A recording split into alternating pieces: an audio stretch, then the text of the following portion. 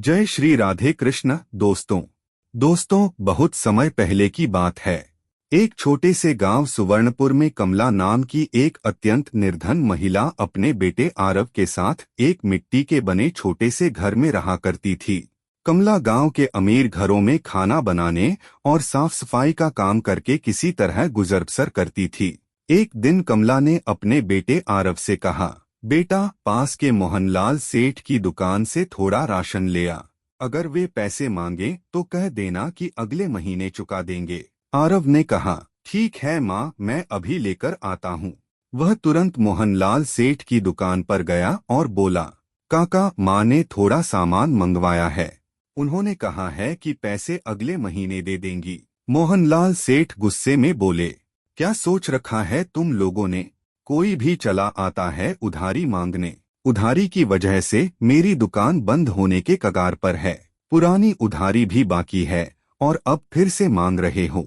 अब मैं एक भी चीज उधार नहीं दूंगा। मोहनलाल सेठ की कठोर बातें सुनकर आरव चुपचाप सिर झुकाए अपने घर की ओर लौटने लगा। रास्ते में चलते हुए उसके मन में दुख भरे विचार आने लगे। मैं कैसा दुर्भाग्यशाली बेटा हूँ जो अपनी माँ के लिए 2 वक्त की रोटी का भी इंतजाम नहीं कर पा रहा। माँ दिन रात मेहनत करती हैं और फिर भी यह हाल है। अब मुझसे उनका दर्द देखा नहीं जाता। आरव ने मन ही मन निश्चय किया, अब समय आ गया है कि मैं कुछ करूं। कब तक माँ दूसरों के घरों में काम करती रहेंगी?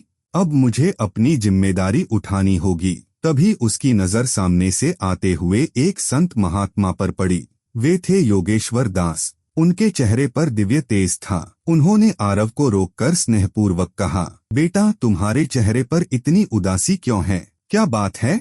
आरव ने झिझकते हुए कहा, स्वामी जी, मैं बहुत गरीब हूँ। मेरा बस एक सपना है कि मैं अपनी माँ की जिंदगी बदल सकूं, लेकिन मुझे रास्ता दिखाई नहीं देता। योगेश्वर दास मुस्कुराए और बोले, बेटा, जिनके इरादे सच्चे होते हैं, ईश्वर उनकी सहायता जरूर करता है। बहुत जल्द ऐसा समय आएगा जब लोग तुम्हारा नाम सम्मान से लेंगे। आरव ने आश्चर्य से पूछा, स्वामी जी, मैं तो एक साधारण गरीब लड़का हूँ, फिर ऐसा कैसे होगा? संत ने गहरी मुस्कान के साथ कहा, हर आत्मा की अपनी यात्रा होती है। तुम्हारी यात्रा अब शुरू हो रही है। खुद पर विश्वास रखो। यह कहकर वे आगे बढ़ गए। आरव उनके शब्दों को पूरी तरह समझ नहीं पाया, लेकिन उसके दिल में आशा की एक नई किरण जाग उठी। घर पहुंचकर कमला ने पूछा, बेटा, खाली हाथ क्यों लौटा? आरव ने सारी बात बता दी। कमला ने प्यार से उसके सिर पर हाथ फेरते हुए कहा, कोई बात नहीं बेटा, ईश्वर पर भरोसा रख। फिर कमला ने एक पुरानी घटना सुनाई। बेटा, हमारे ही क्षेत्र में मालती नाम की एक स्त्री रहती थी। उसके पति थे देवेंद्र। मालती ने जुड़वा बच्चों, एक बेटा और एक बेटी को जन्म दिया।